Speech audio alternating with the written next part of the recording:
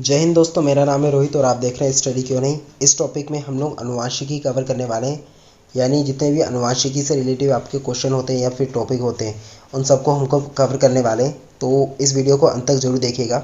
और दोस्तों, उससे पहले अगर आपने मेरे चैनल को अभी तक सब्सक्राइब नहीं किया है तो उसको अभी सब्सक्राइब करें और साथ में आ रहे बेल आइकन पे भी क्लिक करें, जिससे मेरे वीडियो की लेटेस्ट नोटिफिकेशन आपको मिलेगी और आप जल्द से जल्द उसका लाभ ले सकेंगे।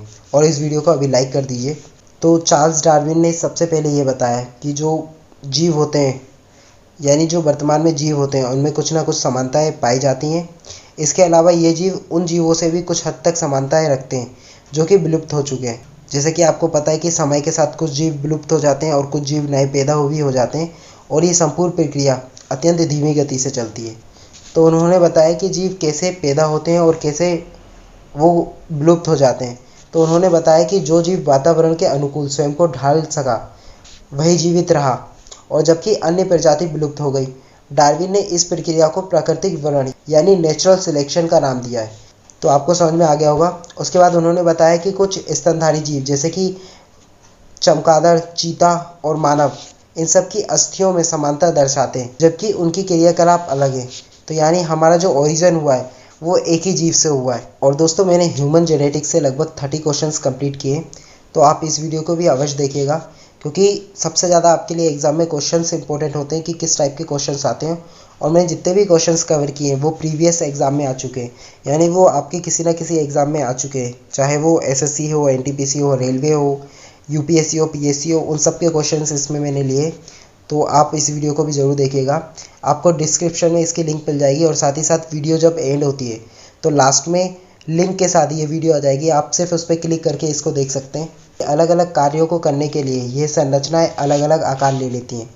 जीवों के विकास की यह प्रक्रिया अपसारी प्रक्रिया कहलाती है तथा ये संरचनाएं समजाती कही जाती हैं। तितलियों एवं पक्षियों के पंख एक समान कार्य करते हैं और एक जैसे दिखाई भी देते हैं, परंतु इनका विकास अलग अलग पूर्वजों से हुआ है। तो मूल संरचना एवं भ्रूणीय विकास की दृष्टि से भिन्न यह अंग समरूप अंग कहलाते हैं। तो आपको समझ में आ गया होगा कि समजाती अंग क्या होते हैं और समरूप अंग क्या होते हैं। यानी किसी जंतु में जो अंग एक समान कार्य को करते हैं वो समजाती अंग कहलाते हैं, और जो अंग एक जैसे दिखते हैं उनको हम समरूप अंग कहते हैं। तथा जीवों के विकास की यह प्रक्रिया अभिसारी प्रक्रिया कहलाती है।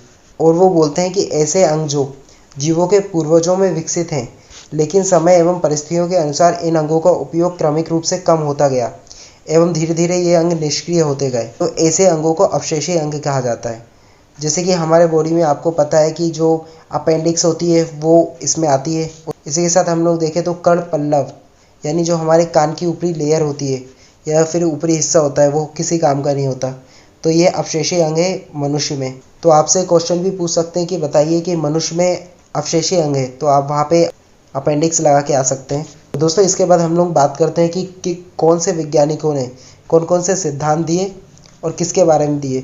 तो ये आपके लिए सबसे ज़्यादा इम्पोर्टेंट, क्योंकि अक्सर इनसे क्वेश्चंस पूछ लिए जाते हैं। तो सबसे पहले हम लोग बात करते हैं उत्परिवर्तन का सिद्धांत जो दिया था वो ह्यूगो डी ब्रिज द्वारा दिया गया था। ओपरान अवधारणा जेवक और मोनार्ड द्वारा दी गई थी। विकास का सिद्धांत डार्विन द्वारा दिया गया था। एक जीन एक एंजाइम्स की अवधारणा बीटल और टेटम द्वारा दी गई थी। और आपको दोस्तों ये चारों के नाम याद करने, क्योंकि अक्सर इन पे से क्वेश्चंस पूछ लिए जाते हैं। तो दोस्तों, जो गेगर जॉन मेंडल थे, इन्होंने अनुवांशिकी की खोज की थी। इसी कारण इनको अनुवांशिकी का पिता भी कहा जाता है, यानी फादर ऑफ जेनेटिक्स कहा जाता है। जीवों के अनुवांशिक लक्षण एक पीढ़ी से दूसरी पीढ़ी में जाते हैं, और मेंडल का अनुवांशिकता का सिद्धांत लैंगिक जनन पर आधारित है, जो कि मटर के पौधों पर किया गया था। अनुवांशिकी लक्षण के एक पीढ़ी से दूसरी पीढ़ी में जाने की प्रक्रिया को अनुवांशिकता कहते हैं, तथा जीव विज्ञान की जिस शाखा के अंतर्गत इसका अध्ययन किया जाता है उसे अनुवांशिकी कहा जाता है। तो आपको अनुवांशिकी समझ में आ गया होगा। और दूसरा क्वेश्चन ये है कि अनुवांशिकी के पिता किसे कहा जाता है, तो आपको वहाँ पे लगा के आना है कि गेगर जॉन मेंडल को। और इन्होंने, ऐसा क्वेश्चन भी आता है कि इन्होंने किस पौधे पर अपना परीक्षण किया था या अपना प्रयोग किया था, तो आपको बता रहे हैं मटर के पौधों पे।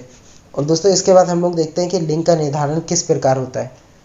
तो जैसा कि आपको पता है कि हमारे जो मानव होता है उसमें 23 जोड़े गुणसूत्र पाए जाते हैं, यानी क्रोमोसोम पाए जाते हैं, और जिनमें से जो 22 जोड़े होते हैं वो नर और मादा दोनों में समान रूप से पाए जाते हैं।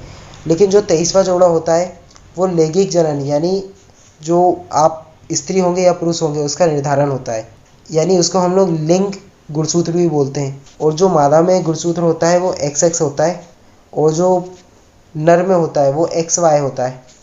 तो जो पुरुष में जो X और Y होता है यही निर्धारण करता है कि मादा होगी या फिर नर होगा। यदि हम लोग नर में बात करें या फिर हम लोग मेल में बात करें तो उसमें 50-50% होता है, यानी उनमें जो X गुणसूत्र होगा वो 50% होगा और जो Y गुणसूत्र होगा वो भी 50% होगा। तो आपको याद रखना है कि जो नर लिंग होता है उसमें XY होता है और जो मादा लिंग होता है उसमें हमेशा XX आता है, क्योंकि इसमें मादा में से X आता है और पुरुष में से X आता है, तो ये मादा होता है। आपको यहाँ पे समझ में आ गया होगा कि लिंग का निर्धारण किस प्रकार से होता है। अगर आपको ये वीडियो अच्छी लगी तो मेरे चैनल को अभी सब्सक्राइब कीजिए, लाइक कीजिए और जितना जितना हो सकता है शेयर कीजिए। हम लोग मिलते हैं ऐसे ही अगली वीडियो में। जय हिंद,